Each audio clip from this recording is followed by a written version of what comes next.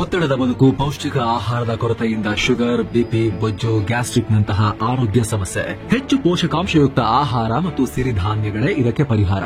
ಮಿಲೆಕ್ಸ್ ಚೂರ್ಣಂ ಇಂದಿನ ವೇಗದ ಬದುಕಿಗೆ ಪುರಾತನ ಪೋಷಣೆಯ ಶಕ್ತಿ. ಇದು ಸಿರಿಧಾನ್ಯ, ಡ್ರೈ ಫ್ರೂಟ್ಸ್, ಮೊಳಕೆ ಕಾಳುಗಳು, ಧಾನ್ಯಗಳು ಹಾಗೂ ಸೀಡ್ಸ್ ಇಂದ ಸಮೃದ್ಧವಾಗಿದೆ. ಬನ್ನಿ ಮತ್ತೆ ಸಾಂಪ್ರದಾಯಿಕ ಸಿರಿಧಾನ್ಯಗಳಿಗೆ ಹಿಂದಿರುಗೋಣ. ಆರ್ಡರ್ ಮಾಡಲು ಲಿಂಕ್ ಡಿಸ್ಕ್ರಿಪ್ಷನ್ ಮತ್ತು ಪಿನ್ ಕಾಮೆಂಟ್ನಲ್ಲಿದೆ.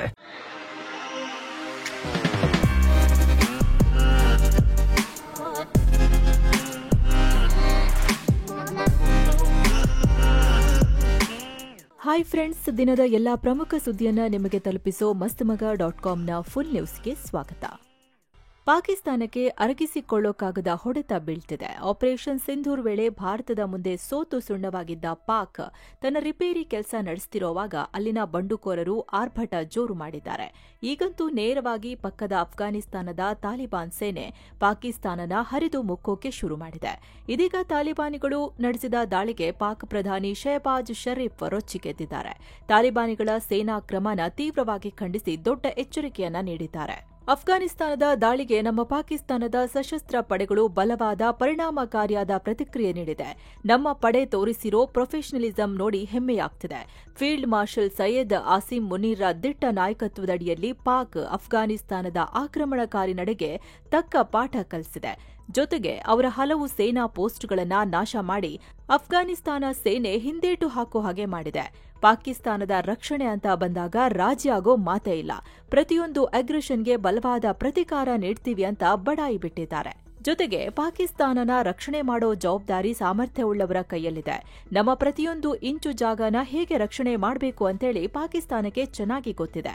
ಹೊರಗಿನವರು ಯಾವುದೇ ತರಹದ ಅಗ್ರೆಷನ್ ತೋರಿಸಿದ್ರೂ ಅದಕ್ಕೆ ತಕ್ಕ ಪ್ರತಿಕ್ರಿಯೆನ ಪಾಕಿಸ್ತಾನ ನೀಡ್ತಲೇ ಬಂದಿದೆ ಅಂತ ಮುನೀರನ ಬೆನ್ನು ಸವರೋ ಕೆಲಸ ಮಾಡಿದ್ದಾರೆ. ಈ ನಡುವೆ ಪಾಕಿಸ್ತಾನದ ಆಂತರಿಕ ಸಚಿವ ಮೊಯ್ಸಿನ್ ನಖ್ವಿ ಅದೇ ಇತ್ತೀಚೆಗೆ ಭಾರತದ ಏಷ್ಯಾ ಕಪ್ ಕದ್ಕೊಂಡು ಹೋಗಿದ್ನಲ್ಲ, ಅವನು ಕೂಡ ಅಫ್ಘಾನ್ ದಾಳಿಗೆ ಪ್ರತಿಕ್ರಿಯೆ ಕೊಟ್ಟಿದ್ದಾನೆ. ಅಫ್ಘಾನಿಸ್ತಾನಕ್ಕೆ ಎಚ್ಚರಿಕೆ ಕೊಡುವಾಗ ಭಾರತನ ಉಲ್ಲೇಖ ಮಾಡಿದ್ದಾನೆ. ಅಫ್ಘಾನಿಸ್ತಾನನ ದೊಡ್ಡ ಶತ್ರು ಅಂತ ಕರೆದು ಅಫ್ಘಾನಿಸ್ತಾನ ಬೆಂಕಿ ಮತ್ತು ರಕ್ತದ ಜೊತೆ ಆಟ ಆಡ್ತಿದೆ. ಹಿಂದೆ ಭಾರತಕ್ಕೆ ಕೊಟ್ಟ ಪ್ರತಿಕ್ರಿಯೆ ಹಾಗೆ ನಾವು ಅಫ್ಘಾನಿಸ್ತಾನಕ್ಕೂ ತಕ್ಕ ಪ್ರತಿಕ್ರಿಯೆ ಕೊಡ್ತೀವಿ. ಸೊ ಮುಂದಿನ ದಿನಗಳಲ್ಲಿ ಪಾಕಿಸ್ತಾನದ ವಿರುದ್ಧ ಕೆಟ್ಟ ಯೋಚನೆ ಮಾಡೋಕ್ಕೂ ಧೈರ್ಯ ಮಾಡಬಾರ್ದು, ಹಾಗ್ ಮಾಡ್ತೀವಿ ಅಂತ ನಖ್ವಿ ನೀಡಿರೋ ಹೇಳಿಕೆನ ಪಾಕ್ ಆಂತರಿಕ ಸಚಿವಾಲಯ ರಿಲೀಸ್ ಮಾಡಿದೆ. ಇನ್ನು ದಾಳಿ ಸಂಬಂಧ ಪಾಕಿಸ್ತಾನ ಸೇನೆ ಪ್ರತಿಕ್ರಿಯಿಸಿ ದಾಳಿಯಲ್ಲಿ 23 ಪಾಕ್ ಸೈನಿಕರು ಮೃತಪಟ್ಟಿದ್ದಾರೆ, 29 ಸೈನಿಕರು ಗಾಯಗೊಂಡಿದ್ದಾರೆ. ಆದರೆ 200ಕ್ಕೂ ಅಧಿಕ ತಾಲಿಬಾನಿಗಳು ಮತ್ತು ಅದಕ್ಕೆ ಸಂಬಂಧ ಹೊಂದಿರೋ ಉಗ್ರರನ್ನ ನಾವು ಹೊಡೆದಾಕಿದ್ದೇವೆ ಅಂತ ಹೇಳಿಕೊಂಡಿದೆ. ಇನ್ನು ಸ್ನೇಹಿತರೆ, ಫುಲ್ ನ್ಯೂಸ್ನಲ್ಲಿ ಮುಂದುವರಿಯೋಕ್ಕೂ ಮೊದಲು ನಮ್ಮ ಆತ್ಮೀಯ ವೀಕ್ಷಕರಲ್ಲಿ ಒಂದು ಸಣ್ಣ ಮನವಿ. ನೀವಿನ್ನೂ ಈ ಚಾನೆಲ್ ಅನ್ನ ಸಬ್ಸ್ಕ್ರೈಬ್ ಆಗಿಲ್ಲ ಅಂದ್ರೆ ದಯವಿಟ್ಟು ಈ ಕೂಡಲೇ ಸಬ್ಸ್ಕ್ರೈಬ್ ಆಗಿ ಪಕ್ಕದಲ್ಲಿರೋ ಗಂಟೆ ಬಟನ್ ಮೇಲೆ ಕ್ಲಿಕ್ ಮಾಡಿ. ಇದರಿಂದ ನಮಗೆ ಮತ್ತಷ್ಟು ಪ್ರೋತ್ಸಾಹ ಸಿಗುತ್ತೆ. ನಿಖರ ಮತ್ತು ಸ್ಪಷ್ಟವಾದ ಮಾಹಿತಿ ಕೊಡೋಕೆ ನಮಗೆ ಬೆಂಬಲ ಕೊಟ್ಟಂತಾಗುತ್ತೆ. ಬನ್ನಿ ಈಗ ಸುದ್ದಿಯಲ್ಲಿ ಮುಂದುವರಿಯೋಣ. ಇನ್ನು ಸರ್ಕಾರದ ಸ್ಥಳಗಳಲ್ಲಿ ಆರ್ಎಸ್ಎಸ್ನ ಎಲ್ಲಾ ಚಟುವಟಿಕೆಗಳನ್ನ ನಿಷೇಧಿಸಿ ಅಂತ ಸಚಿವ ಪ್ರಿಯಾಂಕ್ ಖರ್ಗೆ ಸಿಎಂ ಸಿದ್ದರಾಮಯ್ಯಗೆ ಪತ್ರ ಬರೆದಿದ್ದಾರೆ. ಸಂವಿಧಾನದ ಮೌಲ್ಯಗಳನ್ನು ಗಾಳಿಗೆ ತೂರೋ ವಿಭಜಕ ಶಕ್ತಿಗಳು ತಲೆ ಎತ್ತಿದಾಗ ಅವುಗಳನ್ನು ನಿಗ್ರಹಿಸೋಕೆ ಸಂವಿಧಾನ ನಮಗೆ ಶಕ್ತಿ ಮತ್ತು ಅಧಿಕಾರ ನೀಡುತ್ತೆ. ಆರ್ಎಸ್ಎಸ್ ಪ್ರತಿಪಾದಿಸೋ ಮೂಲಭೂತವಾದಿ ಸಿದ್ಧಾಂತದ ಪರಿಣಾಮದಿಂದಲೇ ಇಂದು ನ್ಯಾಯಾಂಗದ ಮುಖ್ಯಸ್ಥರ ಮೇಲೆ ಶೂ ಎಸೆಯೋ ವಾತಾವರಣ ಸೃಷ್ಟಿಯಾಗಿದೆ. ಅಂಬೇಡ್ಕರ್ ಅನ್ನ ನಿಂದಿಸೋ ಮನಸ್ಥಿತಿ ಬೆಳೆದಿದೆ. ಮಕ್ಕಳು ಹಾಗೂ ಯುವ ಸಮುದಾಯದ ಮೇಲೆ ನಕಾರಾತ್ಮಕ ಪರಿಣಾಮ ಉಂಟು ಮಾಡಲು ಯತ್ನಿಸೋ ಈ ಸಂಘಟನೆಯ ಪ್ರಯತ್ನ ತಡಿಬೇಕು. ಸಂವಿಧಾನದ ಆಶಯಗಳನ್ನು ಎತ್ತಿ ಹಿಡಿಯೋ ನಿಟ್ಟಿನಲ್ಲಿ ಸರ್ಕಾರ ಸಾರ್ವಜನಿಕ ಪ್ರದೇಶಗಳಲ್ಲಿ ಆರ್ಎಸ್ಎಸ್ ಚಟುವಟಿಕೆ ನಿಷೇಧಿಸಿ ಅಂತ ಪ್ರಿಯಾಂಕ್ ಖರ್ಗೆ ಪತ್ರದಲ್ಲಿ ಬರೆದಿದ್ದಾರೆ. ಇನ್ನು ಖರ್ಗೆ ಪತ್ರಕ್ಕೆ ಪ್ರತಿಯಾಗಿ ಸೂಕ್ತ ಕ್ರಮ ಜರುಗಿಸಿ ಅಂತ ಸಿಎಂ ತಮ್ಮ ಕಾರ್ಯದರ್ಶಿಗೆ ಹೇಳಿದ್ದಾರೆ. ಇನ್ನೊಂದು ಕಡೆ ಕಾಂಗ್ರೆಸ್ ಎಂಎಲ್ಸಿ ಬಿಕೆ ಹರಿಪ್ರಸಾದ್ ಕೂಡ ಆರ್ಎಸ್ಎಸ್ ವಿರುದ್ಧ ಕಿಡಿಕಾರಿದ್ದಾರೆ. ಆರ್ಎಸ್ಎಸ್ನವರು ಭಾರತದ ತಾಲಿಬಾನಿಗಳು, ಸರ್ಕಾರದಲ್ಲಿ ರಿಜಿಸ್ಟರ್ ಆಗದ ಸಂಘಟನೆ. ಹೀಗಾಗಿ ಸರ್ಕಾರಿ ಜಾಗಗಳಲ್ಲಿ ಪರ್ಮಿಷನ್ ಪಡೆಯದೆ ಆರ್ಎಸ್ಎಸ್ ಕಾರ್ಯಕ್ರಮ ನಡೆಸುತ್ತಿರೋದು ಕಾನೂನು ಉಲ್ಲಂಘನೆಯಾಗಿದೆ. ತಮಿಳುನಾಡಿನಲ್ಲಿ ಶಾಲಾ ಕಾಲೇಜುಗಳಲ್ಲಿ ಕಾರ್ಯಕ್ರಮ ನಡೆಸೋಕೆ ಹೋದ ಆರ್ಎಸ್ಎಸ್ ಸದಸ್ಯರ ಮೇಲೆ ಸರ್ಕಾರ ಕ್ರಮ ತಗೊಂಡಿದೆ. ಅವರನ್ನ ಬಂಧಿಸಿ ಕೇಸ್ಗಳನ್ನು ದಾಖಲಿಸಲಾಗಿದೆ. ಅದೇ ಕ್ರಮವನ್ನ ರಾಜ್ಯದಲ್ಲೂ ಕೈಗೊಳ್ಳಬೇಕು ಅಂತ ಹರಿಪ್ರಸಾದ್ ತಮ್ಮದೇ ಸರ್ಕಾರಕ್ಕೆ ಆಗ್ರಹಿಸಿದ್ದಾರೆ. ಇದಕ್ಕೆ ವಿಪಕ್ಷ ನಾಯಕ ಆರ್ ಅಶೋಕ್ ಪ್ರತಿಕ್ರಿಯೆ ನೀಡಿದ್ದಾರೆ. ಆರ್ಎಸ್ಎಸ್ ಬ್ಯಾನ್ ಮಾಡೋಕೆ 3 ಬಾರಿ ಯತ್ನಿಸಲಾಗಿದೆ, ಆದರೆ ಇಂದಿರಾ ಗಾಂಧಿ ಕೈಯಲ್ಲೇ ಆಗಿಲ್ಲ ಅಂತ ಕೈ ನಾಯಕರಿಗೆ ತಿರುಗೇಟು ಕೊಟ್ಟಿದ್ದಾರೆ. ಕಾಂಗ್ರೆಸ್ ಹಿರಿಯ ನಾಯಕ ಹಾಗೂ ಮಾಜಿ ಕೇಂದ್ರ ಸಚಿವರೂ ಆಗಿರೋ ಪಿ ಚಿದಂಬರಂ ಈಗ ಮತ್ತೊಂದು ದೊಡ್ಡ ಹೇಳಿಕೆಯನ್ನ ನೀಡಿದ್ದಾರೆ. ತಮ್ಮ ಪಕ್ಷ ಕಾಂಗ್ರೆಸ್ ವಿರುದ್ಧ ಸ್ಟೇಟ್ಮೆಂಟ್ ಕೊಟ್ಟಿದ್ದಾರೆ. 1984ರಲ್ಲಿ ಅಂದಿನ ಪ್ರಧಾನಿ ಇಂದಿರಾ ಗಾಂಧಿಯವರ ನೇತೃತ್ವದಲ್ಲಿ ನಡೆದ ಆಪರೇಷನ್ ಬ್ಲೂ ಸ್ಟಾರ್ ತಪ್ಪು, ದೊಡ್ಡ ಮಿಸ್ಟೇಕ್ ಅದು ಅಂದಿದ್ದಾರೆ. ಇವೆಂಟ್ ಒಂದರಲ್ಲಿ ಮಾತನಾಡಿದ ಚಿದಂಬರಂ, ಆಪರೇಷನ್ ಬ್ಲೂ ಸ್ಟಾರ್ ವೇಳೆ ನಡೆದ ಘಟನೆಗೆ ನಾನು ಭಾರತೀಯ ಸೇನೆನ ಬ್ಲೇಮ್ ಮಾಡಲ್ಲ. ಆದ್ರೆ ಈ ಆಪರೇಷನ್ ವೇಳೆ ಅಮೃತಸರದ ಗೋಲ್ಡನ್ ಟೆಂಪಲ್ ಒಳಗೆ ಸೇನೆನ ಕಳಿಸಿ ಆ ಸಿಚುವೇಶನ್ನ ತಪ್ಪಾಗಿ ಹ್ಯಾಂಡಲ್ ಮಾಡಲಾಯಿತು. ಅದೇ ಕೆಲ ವರ್ಷಗಳ ನಂತರ ಅಂಥದ್ದೇ ಪರಿಸ್ಥಿತಿ ಎದುರಾದಾಗ ಅಂದಿನ ಕೇಂದ್ರ ಸರ್ಕಾರ ಸಮಸ್ಯೆನ ಶಾಂತಿಯುತವಾಗಿ ಸೇನೆ ಬಳಸದೆ ಬಗೆಹರಿಸಿತ್ತು. ಆಗ ಸರಿಯಾಗಿ ಹ್ಯಾಂಡಲ್ ಮಾಡಲಾಗಿತ್ತು. ಆಪರೇಷನ್ ಬ್ಲೂ ಸ್ಟಾರ್ ವೇಳೆ ಆದರ ಸೇನೆ ನುಗ್ಗಿಸಿದ ಕಾರಣ ಇಂದಿರಾ ಗಾಂಧಿಯವರ ಹತ್ಯೆ ಆಯಿತು. ಈ ಮಿಸ್ಟೇಕ್ನಿಂದಲೇ ಅವರ ಜೀವಕ್ಕೆ ಕುತ್ತು ಬಂತು ಅಂತ ನಾನು ಒಪ್ಪಿಕೊಳ್ತೇನೆ ಅಂದಿದ್ದಾರೆ. ಅಂದಹಾಗೆ ಪಂಜಾಬ್ಗೆ ಹೆಚ್ಚು ಸ್ವಾಯತ್ತತೆ ನೀಡಬೇಕು ಅಂತೇಳಿ 1980ರಲ್ಲಿ ಜರ್ನಲ್ ಸಿಂಗ್ ಭಿಂದ್ರನ್ವಾಲೆ ನೇತೃತ್ವದಲ್ಲಿ ಪ್ರತ್ಯೇಕತಾವಾದಿ ಕಿಚ್ಚು ಹೊತ್ತಿಕೊಂಡಿತ್ತು.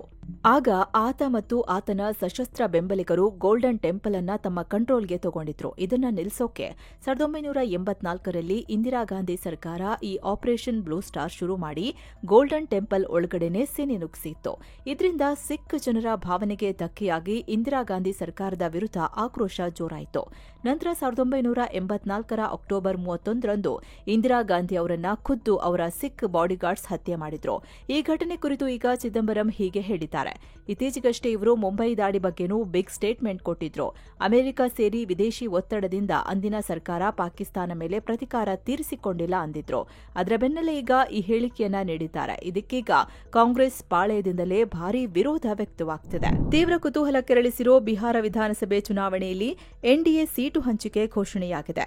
ಒಟ್ಟು 243 ವಿಧಾನಸಭಾ ಕ್ಷೇತ್ರಗಳ ಪೈಕಿ ನಿತೀಶ್ ಕುಮಾರ್ ಜೆಡಿಯು ಹಾಗೂ ಬಿಜೆಪಿ ಎರಡು ತಲಾ 101 ಕ್ಷೇತ್ರಗಳಲ್ಲಿ ಸ್ಪರ್ಧೆ ಮಾಡಲಿವೆ. ಚಿರಾಗ್ ಪಾಸ್ವಾನ್ರ ಎಲ್ಜೆಪಿಗೆ 29 ಸ್ಥಾನಗಳನ್ನು ಬಿಟ್ಟುಕೊಡಲಾಗಿದೆ. ಇನ್ನು ಜಿತನ್ ರಾಮ್ ಮಾಂಜಿ ಅವರ ಎಚ್ಎಎಂ ಪಾರ್ಟಿ ಹಾಗೂ ಆರ್ಎಲ್ಎಂ ಪಕ್ಷ ತಲಾ 6 ಕ್ಷೇತ್ರಗಳಲ್ಲಿ ಕಂಟೆಸ್ಟ್ ಮಾಡಲಿವೆ. ಇನ್ನು ಪಶ್ಚಿಮ ಬಂಗಾಳದ ದುರ್ಗಾಪುರದಲ್ಲಿ ನಡೆದ ಸಾಮೂಹಿಕ ಅತ್ಯಾಚಾರ ಪ್ರಕರಣದಲ್ಲಿ ಮಹತ್ವದ ಬೆಳವಣಿಗೆಗಳಾಗಿವೆ.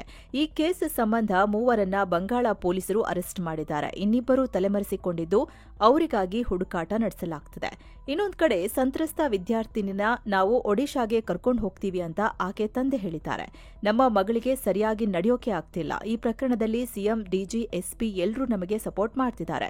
ನಮ್ಮ ಮಗಳ ಯೋಗಕ್ಷೇಮ ವಿಚಾರಿಸ್ತಿದ್ದಾರೆ. ಆದ್ರೆ ನಮ್ಮ ಮಗಳು ಇಲ್ಲಿದ್ರೆ ಅಪಾಯ ಇರುತ್ತೆ. ಹೀಗಾಗಿ ನಾವು ಆಕೆನ ಒಡಿಶಾಗೆ ಕರ್ಕೊಂಡು ಹೋಗ್ತೀವಿ. ಈ ಬಗ್ಗೆ ಸಿಎಂಗೂ ಮನವಿ ಮಾಡಿದ್ದೀವಿ ಅಂತ ಹೇಳಿದ್ದಾರೆ. ಮತ್ತೊಂದು ಕಡೆ ಈ ಘಟನೆ ಬಗ್ಗೆ ಪಶ್ಚಿಮ ಬಂಗಾಳ ಸಿಎಂ ಮಮತಾ ವಿವಾದ ಸೃಷ್ಟಿಸುವಂತ ಹೇಳಿಕೆಯನ್ನ ನೀಡಿದ್ದಾರೆ. ವಿದ್ಯಾರ್ಥಿನಿಯರಿಗೆ ರಾತ್ರಿ ವೇಳೆ ಕಾಲೇಜ್ ಕ್ಯಾಂಪಸ್ ಬಿಟ್ಟು ಹೊರಗೆ ಹೋಗೋಕೆ ಅನುಮತಿ ನೀಡಬಾರದು. ವಿದ್ಯಾರ್ಥಿನಿಯರಿಗೆ ಸುರಕ್ಷತೆ ಒದಗಿಸೋದು ಆ ಖಾಸಗಿ ಕಾಲೇಜಿನ ಜವಾಬ್ದಾರಿ. ಅದು ಬಿಟ್ಟು ಸರ್ಕಾರದ ಮೇಲೆ ಸುಮ್ಮನೆ ಆರೋಪ ಮಾಡಲಾಗ್ತಿದೆ. ಆದ್ರೆ ಯಾರೇ ತಪ್ಪು ಮಾಡಿದ್ರೂ ಅವರನ್ನ ಬಿಡಲ್ಲ, ಕ್ರಮ ತಗೋತೀವಿ ಅಂತ ಹೇಳಿದ್ದಾರೆ. ರಾತ್ರಿ ಕಾಲೇಜ್ ಕ್ಯಾಂಪಸ್ ಹೊರಗೆ ಹೋಗಿದ್ದಕ್ಕೆ ವಿದ್ಯಾರ್ಥಿನಿ ಮೇಲೆ ಅತ್ಯಾಚಾರ ನಡೆಸಿರೋ ಆರೋಪ ಕೇಳಿಬಂದಿತ್ತು. ಅದಕ್ಕೆ ಈ ತರ ಹೇಳಿದ್ದಾರೆ. ಆದ್ರೆ ಮಮತಾ ಅವರ ಹೇಳಿಕೆಗೆ ತೀವ್ರ ವಿರೋಧ ಕೇಳಿಬರ್ತಿದೆ. ಬಿಜೆಪಿ ಶಾಸಕ ಮುನಿರತ್ನ ಹಾಗೂ ಡಿಸಿಎಂ ಡಿಕೆ ಶಿವಕುಮಾರ್ ನಡುವೆ ಕಾರ್ಯಕ್ರಮವೊಂದರಲ್ಲಿ ಭಾರೀ ಹೈಡ್ರಾಮಾ ನಡೆದಿದೆ. ಮುನಿರತ್ನ ವೇದಿಕೆ ಮೇಲೇನೆ ಡಿಕೆಶಿ ಮತ್ತು ರಾಜ್ಯ ಸರ್ಕಾರದ ವಿರುದ್ಧ ಬಹಿರಂಗವಾಗಿ ಆಕ್ರೋಶ ಹೊರಹಾಕಿದ್ದಾರೆ. ಮತ್ತಿಕೆರೆಯ ಜೆಪಿ ಪಾರ್ಕ್ನಲ್ಲಿ ನಡೆಯುತ್ತಿರೋ ಬೆಂಗಳೂರು ನಡಿಗೆ ಕಾರ್ಯಕ್ರಮಕ್ಕೆ ಡಿಕೆ ಶಿವಕುಮಾರ್ ಆಗಮಿಸಿದ್ರು. ಅದೇ ವೇಳೆ ಆರ್ಎಸ್ಎಸ್ ಪಥಸಂಚಲನ ಮುಗಿಸಿದ್ದ ಶಾಸಕ ಮುನಿರತ್ನ ಸಮವಸ್ತ್ರದಲ್ಲೇ ಆ ಕಾರ್ಯಕ್ರಮದ ಜನರ ಮಧ್ಯೆ ಕುಳಿತಿದ್ರು. ಆಗ ಡಿಕೆಶಿ ಕಾರ್ಯಕ್ರಮದಲ್ಲಿ ಸ್ಟೇಜ್ ಮೇಲೆ ಕುಳಿತು ರೀ ಕರಿಟೋಪಿ ಎಂಎಲ್ಎ ಈ ಕಡೆ ಬಾರಪ್ಪ ಅಂಥೇಳಿ ಮುನಿರತ್ನಗೆ ವೇದಿಕೆಗೆ ಕರೆದಿದ್ದಾರೆ. ಆಗ ಸ್ಟೇಜ್ ಹತ್ತಿದ ಮುನಿರತ್ನ ಡಿಕೆ ಕೈಯಿಂದ ಮೈಕ್ ತಗೊಂಡು ನನ್ನ ಕ್ಷೇತ್ರದಲ್ಲಿ ಕಾರ್ಯಕ್ರಮ ನಡೀತಿದ್ರು, ನಾನೊಬ್ಬ ಜನಪ್ರತಿನಿಧಿಯಾಗಿದ್ರು ನನಗೆ ಆಹ್ವಾನ ನೀಡಿಲ್ಲ. ಬಟ್ ನಾನು ಸಾಮಾನ್ಯ ಪ್ರಜೆಯಾಗಿ ಭಾಗಿಯಾದೆ. ಇದು ಸರ್ಕಾರಿ ಕಾರ್ಯಕ್ರಮನ ಅಥವಾ ಕಾಂಗ್ರೆಸ್ ಫಂಕ್ಷನ್ ಅಂತ ಪ್ರಶ್ನೆ ಮಾಡಿದ್ದಾರೆ. ಆಗ ಪೊಲೀಸ್ ಅಧಿಕಾರಿಗಳು ಮುನಿರತ್ನ ಕೈಯಿಂದ ಮೈಕ್ ತಗೊಂಡು ಎತ್ಕೊಂಡು ಹೋಗಿ ಹೊರಹಾಕಿದ್ದಾರೆ. ಈ ವೇಳೆ ಕಾಂಗ್ರೆಸ್ ಬಿಜೆಪಿ ಕಾರ್ಯಕರ್ತರು ಪರಸ್ಪರ ಘೋಷಣೆ ಕೂಗಿ ಸ್ವಲ್ಪ ಉದ್ವಿಗ್ನತೆ ಉಂಟಾಯಿತು. ಇನ್ನು ಘಟನೆ ಬಳಿಕ ಮುನಿರತ್ನ ರಿಯಾಕ್ಟ್ ಮಾಡಿ ಚನ್ನಪಟ್ಟಣ, ಕನಕಪುರದಿಂದ ರೌಡಿಗಳನ್ನ ಕರೆಸಿ ನನ್ನ ಮೇಲೆ ಹಲ್ಲೆ ಮಾಡಿದ್ದಾರೆ. ನಾನು ಇವತ್ತು ಬದುಕಿದ್ದೀನಿ ಅಂದ್ರೆ ಅದಕ್ಕೆ ಪೊಲೀಸರೇ ಕಾರಣ. ಅವರ ತಮ್ಮ ಸೋತಾಗಿನಿಂದ ನಾನು ಟಾರ್ಗೆಟ್ ಆಗಿದ್ದೀನಿ ಅಂದಿದ್ದಾರೆ. ಇನ್ನು ಡಿಕೆ ಮಾತನಾಡಿ ಸ್ಥಳೀಯ ಶಾಸಕರಿಗೆ ತಾಳ್ಮೆ ಇಲ್ಲ, ಕಾರ್ಯಕ್ರಮ ಹಾಳು ಮಾಡೋಕೆ ಅಂತಾನೆ ಬಂದಿದ್ರು. ಇಂಥವರನ್ನ ಗೆಲ್ಸಿದ್ದು ನಿಮ್ಮ ತಪ್ಪು, ಮುಂದೆ ಸರಿಪಡಿಸಿಕೊಳ್ಳಿ ಅಂತ ಹೇಳಿದ್ದಾರೆ. ಪೊಲೀಸ್ ಇಲಾಖೆಯಲ್ಲಿ ಖಾಲಿ ಇರೋ 15,000 ಹುದ್ದೆಗಳಲ್ಲಿ 4,600 ಕಾನ್ಸ್ಟೇಬಲ್ಗಳ ನೇಮಕಾತಿಗೆ ಅಧಿಸೂಚನೆ ಹೊರಡಿಸಲಾಗಿದೆ. ಹೀಗಂತ ಗೃಹ ಸಚಿವ ಜಿ ಪರಮೇಶ್ವರ್ ಹೇಳಿದ್ದಾರೆ. ಅಲ್ಲದೆ 545 ಪಿಎಸ್ಐಗಳ ನೇಮಕಾತಿ ಮಾಡಿ ಅವರಿಗೆ ಟ್ರೈನಿಂಗ್ ಕೊಡಲಾಗ್ತಿದೆ. ಹೊಸದಾಗಿ 402 ಪಿಎಸ್ಐ ನೇಮಕಾತಿಗೆ ಆದೇಶ ಹೊರಡಿಸಲಾಗಿದೆ. ಅದರ ಜೊತೆಗೆ ಇನ್ನೂ 600 ಪಿಎಸ್ಐ ಹುದ್ದೆಗೆ ನೇಮಕಾತಿ ಮಾಡಿಕೊಳ್ತೀವಿ ಅಂತ ಪರಮೇಶ್ವರ್ ಹೇಳಿದ್ದಾರೆ. ಪತ್ರಿಕಾಗೋಷ್ಠಿಯಲ್ಲಿ ಮಹಿಳಾ ಪತ್ರಕರ್ತರಿಗೆ ಅವಕಾಶ ನೀಡಲಿಲ್ಲ ಅಂತೇಳಿ ಅಫ್ಘಾನ್ ವಿದೇಶಾಂಗ ಸಚಿವ ಅಮೀರ್ ಖಾನ್ ಮುಟ್ಟಾಕಿ ಸೇರಿ ತಾಲಿಬಾನಿಗಳ ವಿರುದ್ಧ ಭಾರೀ ಟೀಕೆ ವ್ಯಕ್ತವಾಗಿತ್ತು. ಈಗ ಮುಟ್ಟಾಕಿ ಮತ್ತೊಂದು ಪ್ರೆಸ್ ಮೀಟ್ ಮಾಡಿದ್ದಾರೆ. ಇದರಲ್ಲಿ ಮಹಿಳಾ ಪತ್ರಕರ್ತರಿಗೆ ಅವಕಾಶ ನೀಡಲಾಗಿದೆ. ಈ ವೇಳೆ ಮುಟ್ಟಾಕಿ, ಹಿಂದೆ ಮಹಿಳಾ ಪತ್ರಕರ್ತರಿಗೆ ಅವಕಾಶವನ್ನ ನಾವು ನಿರಾಕರಿಸಿಲ್ಲ, ಅದು ಟೆಕ್ನಿಕಲ್ ಇಶ್ಯೂ ಅಂದಿದ್ದಾರೆ. ಅಲ್ಲದೆ ಮಹಿಳೆಯರಿಗೆ ಮತ್ತು ಪುರುಷರಿಗೆ ಅವರ ಹಕ್ಕುಗಳನ್ನು ನೀಡೋಕೆ ನಿರಾಕರಿಸಬಾರದು ಅಂತಲೂ ಮುಟ್ಟಾಕಿ ಹೇಳಿದ್ದಾರೆ. ಇನ್ನು ಉಭಯ ದೇಶಗಳ ಮಧ್ಯೆ ಹೆಚ್ಚಿನ ವಿಮಾನ ಸಂಪರ್ಕ, ವ್ಯಾಪಾರ ಮತ್ತು ಆರ್ಥಿಕತೆ ಬಗ್ಗೆ ಒಪ್ಪಂದಗಳಾಗಿವೆ ಅಂತ ಕೂಡ ತಿಳಿಸಿದ್ದಾರೆ. ಇನ್ನು ಮುಟ್ಟಾಕಿ ತಮ್ಮ ಈ ಭೇಟಿ ವೇಳೆ ಆಗ್ರಾದ ತಾಜ್ ಮಹಲ್ಗೆ ಕೂಡ ಭೇಟಿ ನೀಡೋರಿದ್ರು. ಆದ್ರೆ ಅದು ಕ್ಯಾನ್ಸಲ್ ಆಗಿದೆ ಅಂತ ಅಧಿಕಾರಿಗಳು ಹೇಳಿದ್ದಾರೆ. ಇದಕ್ಕೆ ಸ್ಪಷ್ಟ ಕಾರಣವನ್ನ ನೀಡಿಲ್ಲ. ಕಾಡು ಹಂದಿಗಳ ದಾಳಿಯಿಂದ ರೈತರ ಬೆಳೆ ನಾಶವಾಗ್ತಿರೋ ಸಮಸ್ಯೆಗೆ ಕೇರಳದ ಕೃಷಿ ಸಚಿವ ಪಿ ಪ್ರಸಾದ್ ವಿಭಿನ್ನವಾಗಿರೋ ವಿವಾದಾತ್ಮಕ ಪರಿಹಾರ ಸಜೆಸ್ಟ್ ಮಾಡಿದ್ದಾರೆ. ನನ್ನ ಪ್ರಕಾರ ಕೃಷಿ ಭೂಮಿಯಲ್ಲಿ ಸತ್ತೋಗೋ ಕಾಡು ಹಂದಿಗಳನ್ನ ತಿನ್ನೋಕೆ ಜನರಿಗೆ ಅನುಮತಿ ನೀಡಬೇಕು. ಜನರಿಗೆ ಕಾಡು ಹಂದಿಗಳನ್ನ ಹೊಡೆದು ತಿನ್ನೋಕೆ ಅನುಮತಿ ಇದ್ದಿದ್ರೆ ಈ ಸಮಸ್ಯೆ ಅಂದ್ರೆ ಹಂದಿಗಳ ದಾಳಿಯಿಂದ ಬೆಳೆ ನಾಶವಾಗೋದನ್ನ ಈಸಿಯಾಗಿ ಬಗೆಹರಿಸಬಹುದು. ಆದ್ರೆ ಈಗಿರೋ ಕಾನೂನು ಅದಕ್ಕೆ ಅನುಮತಿ ಮಾಡಿಕೊಡಲ್ಲ. ಅತ್ತ ಕಾಡು ಹಂದಿ ಅಳಿವಿನಂಚಿನಲ್ಲಿರೋ ಪ್ರಾಣಿ ಕೂಡ ಅಲ್ಲ ಅಂದಿದ್ದಾರೆ. ದೇಶದಲ್ಲಿ ಹರಿಯಾಣದ ಐಪಿಎಸ್ ಅಧಿಕಾರಿ ಪೂರಣ್ ಕುಮಾರ್ ಕೇಸ್ ತೀವ್ರ ಚರ್ಚೆಯಾಗ್ತಿರೋ ಹೊತ್ತಲ್ಲೇ ಪಕ್ಕದ ತೆಲಂಗಾಣದಲ್ಲಿ ಅಂಥದ್ದೇ ಘಟನೆಯಾಗಿದೆ. ಸೂರ್ಯಾಪೇಟ ಜಿಲ್ಲೆಯ ಸ್ಪೆಷಲ್ ಬ್ರಾಂಚ್ ಯೂನಿಟ್ನ ಅಸಿಸ್ಟೆಂಟ್ ಸಬ್ ಇನ್ಸ್ಪೆಕ್ಟರ್ ಆಗಿದ್ದ ಎಎಸ್ಐ ಸತ್ಯನಾರಾಯಣ ಪೂರಣ್ ಕುಮಾರ್ ತರ ತಮ್ಮ ಜೀವನವನ್ನ ತಾವೇ ಎಂಡ್ ಮಾಡಿಕೊಂಡಿದ್ದಾರೆ.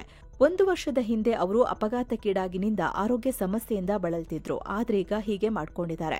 ಕಾರಣ ಏನು ಅಂತ ಗೊತ್ತಾಗಿಲ್ಲ. ಹೀಗಾಗಿ ತನಿಖೆ ಶುರುವಾಗಿದೆ. ಭಾರತ ಚೀನಾ ನಡುವಿನ ವಿಮಾನ ಸಂಚಾರ ಪುನಃ ಶುರು ಮಾಡೋ ಕುರಿತು ಇಂಡಿಗೋ ಏರ್ಲೈನ್ಸ್ ಇಂಪಾರ್ಟೆಂಟ್ ಸ್ಟೇಟ್ಮೆಂಟ್ ನೀಡಿದೆ.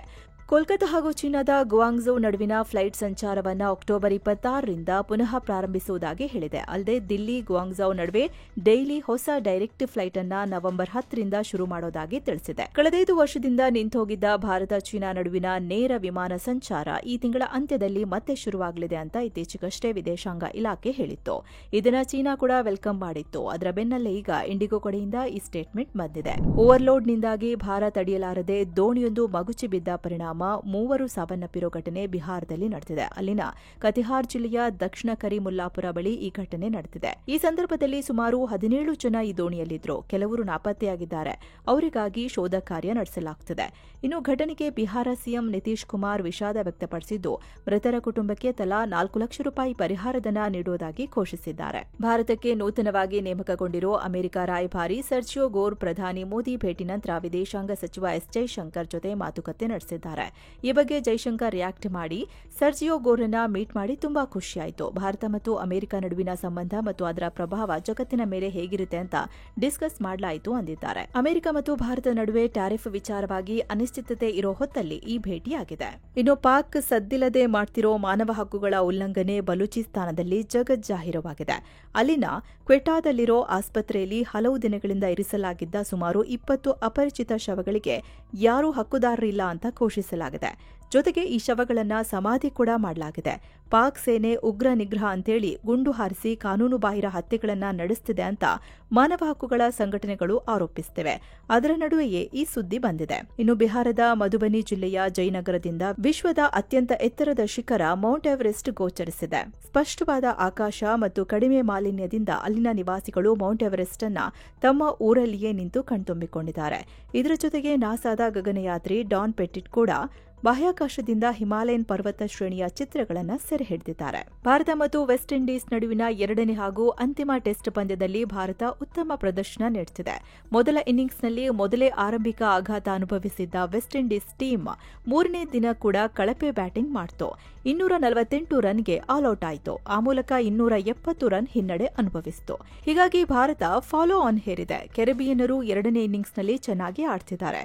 3ನೇ ದಿನದಾಟದ ಅಂತ್ಯಕ್ಕೆ ವೆಸ್ಟ್ ಇಂಡೀಸ್ 2 ವಿಕೆಟ್ ನಷ್ಟಕ್ಕೆ 173 ರನ್ ಗಳಿಸಿದೆ. ಸದ್ಯ ಇಂಡೀಸ್ನ 97 ರನ್ ಹಿನ್ನಡೆ ಅನುಭವಿಸುತ್ತಿದೆ. ಇನ್ನೊಂದು ಕಡೆ ಮಹಿಳಾ ಏಕದಿನ ವಿಶ್ವಕಪ್ನಲ್ಲಿ ಭಾರತ ಆಸ್ಟ್ರೇಲಿಯಾ ಮಧ್ಯೆ ಮ್ಯಾಚ್ ನಡೆಯುತ್ತಿದೆ. ವಿಶಾಖಪಟ್ಟಣಂನ ಈ ಪಂದ್ಯದಲ್ಲಿ ಟಾಸ್ ಗೆದ್ದ ಆಸ್ಟ್ರೇಲಿಯಾ ಮೊದಲು ಬೌಲಿಂಗ್ ಆಯ್ದುಕೊಂಡಿತ್ತು. ಹೀಗಾಗಿ ಭಾರತದ ವನಿತೆಯರು ಫಸ್ಟ್ ಬ್ಯಾಟಿಂಗ್ ಮಾಡಬೇಕಾಯಿತು.